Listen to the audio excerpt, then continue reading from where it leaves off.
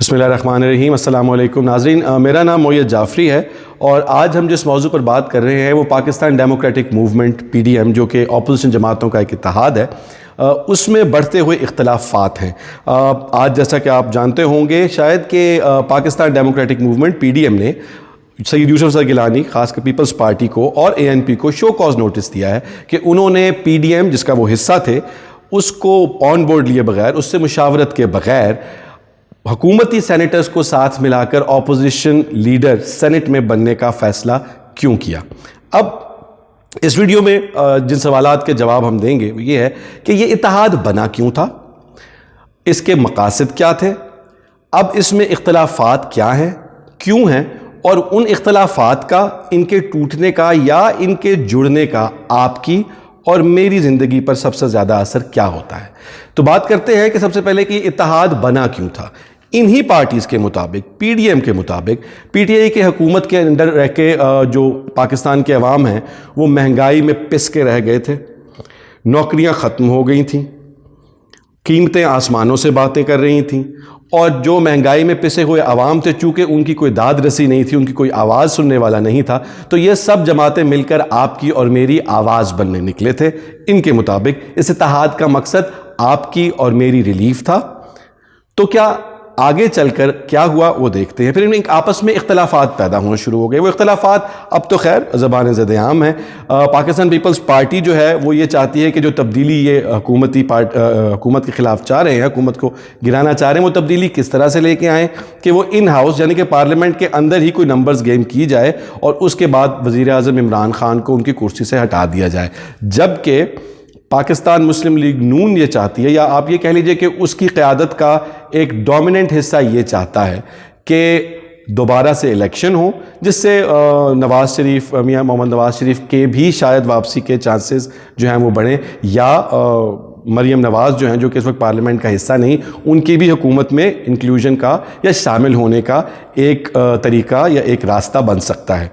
इसके अलावा इनके इख्तलाफात में जो बड़ा इख्तलाफ है वो ये है कि पाकिस्तान पीपल्स पार्टी चाहती है कि जिस तरह से पंजाब की हालत है, हम सब जानते हैं कि अपोजिशन पार्टियां पंजाब की हालत और वज़ीर आला उस्मान बुज़दार जो हैं उनकी हर वक्त तनकीद करते हैं कि किस तरह लाहौर की शहरों पर जगह जगह कूड़ा नज़र आता है, जिस तरह बदइंतज़ामी है, जिस तरह कीमतों की कंट्रोल का जो सारा मैकेनिज़्म है वो सब तबाह बर्बाद हुआ है। पीपल्स पार्टी ये चाहती है कि इस हुकूमत को, उस्मान बुज़दार की हुकूमत को जो है वो गिराया जाए और यहाँ पर जो है एक अपनी कोalition गवर्नमेंट जो है वो चाहे काफ लीग के साथ मिलकर बनाई जाए, वो चाहे नून लीग के साथ मिलकर बनाई जाए, सबकी आपस में मुशावरत से बने, वो इस तरह से हो। जबकि पाकिस्तान मुस्लिम लीग नून उस्मान बुज़दार की हुकूमत को या उस्मान बुज़दार को हटाना नहीं चाहते। वो क्यों नहीं चाहते, इस पर बात करते हैं। अब ये हैं वो इख्तलाफात जिनका हम मोटे मोटे, और भी बहुत सारे हैं मगर ये मोटे मोटे इख्तलाफात हैं। अब ये इस पर बात करते हैं कि इख्तलाफात क्यों हैं। ये हमने जान लिया कि ये इकट्ठे क्यों हुए थे। इकट्ठे इसलिए हुए थे कि आपको और मुझे रिलीफ मिले, आपके और मेरे लिए महंगाई कम हो, आपकी और मेरी बेरोज़गारी कम हो। मगर इख्तलाफात की बुनियाद आप और मैं नहीं है।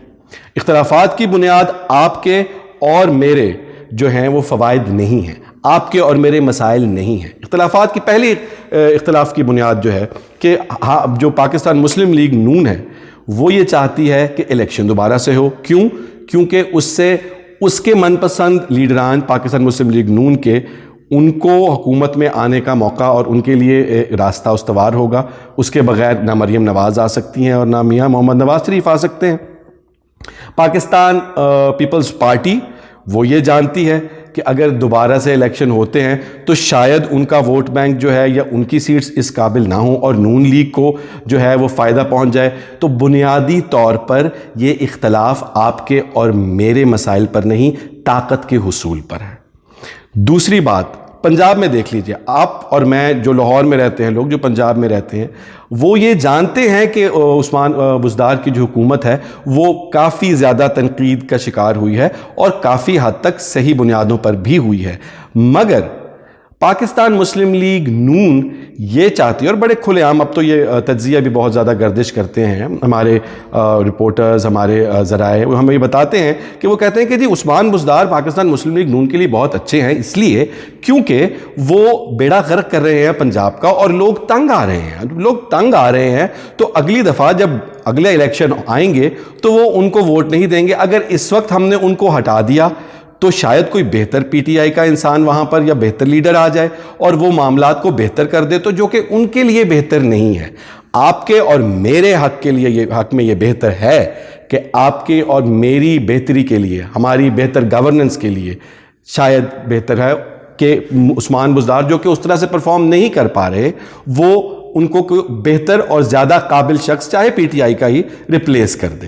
مگر جہاں پر یہ فائدہ آپ کو اور میرا ہونے جا رہا ہے، وہاں پر بھی جو اختلاف کی بنیاد ہے وہ آپ کا اور میرا فائدہ نہیں، وہاں پر بھی اختلاف کی بنیاد طاقت کا حصول ہے۔ اب یہ تو ہوگی پاکستان پیپلز پارٹی اور پاکستان مسلم لیگ نون۔ ایک اور جماعت ہے جو اس وقت ہماری حکومت میں ہے، پاکستان تحریک انصاف۔ یہ وہی جماعت ہے جو یہ کہا کرتی تھی کہ جب پیٹرول کی قیمت میں 1 روپے اضافہ ہوتا ہے تو حکومت چوری کرتی ہے۔ یہ وہی جماعت ہے جو یہ کہہ کر آئی تھی کہ کرپشن کا نہ کوئی دین ہوتا ہے، نہ کوئی مذہب ہوتا ہے، نہ کوئی پارٹی ہوتی ہے، اور نہ ہی کوئی سیاسی آئیڈیالوجی ہوتی ہے۔ کرپشن ہوتی ہے اور اس کا جواب، اس کی اکاؤنٹیبلٹی ہر حال میں ہونی چاہیے۔ مگر یہ وہی پارٹی ہے جو کہتی تھی کہ مہنگائی ہونے کی ذمہ دار حکومت ہوتی ہے، اور یہ حکومت کی ذمہ داری ہوتی ہے کہ وہ لوگوں کو ریلیف پہنچائے اور مہنگائی نہ کرے۔ مگر ان سب باتوں کے باوجود یہ وہ بنیادیں ہیں جس کی بنیاد پر آپ نے، میں نے، یا وہ لوگ جنہوں نے پی ٹی آئی کو ووٹ دیا، وہ لوگ ان کو حکومت میں لے کر آئے۔ مگر یہ حکومت میں آنے کے بعد ان تمام وعدوں، ان تمام نظریات کے برعکس چلنے لگے۔ اب سوال یہ پیدا ہوتا ہے کہ آپ اور میں ان پولیٹیکل پارٹیز کی حمایت میں ایک دوسرے کے ساتھ دست و گریباں کیوں ہوتے ہیں؟ کیا یہ لوگ، چاہے وہ کسی بھی سیاسی جماعت کے کیوں نہ ہوں، کیا یہ واقعی لیڈر ہیں؟ کیا یہ واقعی رہنما ہیں آپ کے اور میرے؟ کیا یہ واقعی آپ کے اور میرے مسائل کو حل کرنے کی نیت سے اپنے تمام سٹریٹجیز، اپنی حکمت عملی اور اپنے قدم اٹھاتے ہیں؟ یا یہ محض سیاستدان ہیں جن کا مقصد صرف اور صرف طاقت کا حصول ہے؟ وہ چاہے آپ کے اور میرے مسائل کو بیچ کے ہو، وہ چاہے پیسے دے کر سینٹ میں سیٹ خریدنے سے ہو۔ تو اگر یہ معاملہ اتنا ہی کلیئر ہے، روز روشن کی طرح عیاں ہے، تو پھر آپ اور میں ایک دوسرے کے ساتھ ان کے ہر قدم پر، ان کی ہر غلطی کو ایک دوسرے کے ساتھ لڑ بھڑ کر، کبھی واٹس ایپ گروپس میں، کبھی فیس بک پہ، اور کبھی جب رشتہ دار آپس میں بیٹھتے ہیں تو وہاں پر بھی اپنی ذاتی تعلقات کو، اپنے رشتوں کو داؤ پر لگا کر ان لوگوں کا دفاع کیوں کرتے ہیں؟ جبکہ یہ ہمارے لیے صاف ظاہر ہے کہ ان میں سے کوئی بھی پرائیورٹی پر، جس کی اولین ترجیح آپ کے اور میرے مسائل کا حل نہیں، اپنے لیے طاقت کا حصول ہے۔ تو پھر اگر یہ لوگ ہمارے رہنما نہیں، اگر یہ لوگ ہمارے لیڈر نہیں، تو پھر ہمارے لیے کون کھڑا ہوگا؟ آپ کے لیے اور میرے لیے کون کھڑا ہوگا؟ کس کے پیچھے چل کر ہمیں یہ اپنی زندگی کے مسائل حل کرنے ہیں؟ اور اس سے بھی بڑا سوال یہ ہے آپ کے اور میرے لیے آج کہ کیا ہمیں کسی کے پیچھے چلنے کی واقعتاً ضرورت ہے بھی یا نہیں؟ 2018 میں فرانس میں ایک موومنٹ چلی، یلو ویسٹ موومنٹ اس کا نام تھا۔ وہ موومنٹ کیوں چلی کہ وہاں کے جو سربراہ ہیں ایمانوئل میکرون، انہوں نے پیٹرول کی قیمت میں خاطر خواہ اضافہ کر دیا۔ اس کے علاوہ اشیاء خرد و نوش، عام زندگی کی جو چیزیں تھیں ان میں بھی کافی زیادہ اضافہ کیا، ان کی قیمتوں میں بھی، اور پرپوز کیا۔ ابھی انہوں نے کیا نہیں تھا، صرف اور صرف اس کی تجویز پیش کی تھی کہ میں یہ کرنے جا رہا ہوں۔ آن لائن پٹیشن وہاں کے لوگوں نے، وہاں کے عوام نے فائل کی، اس پر لوگ اکٹھا ہوئے۔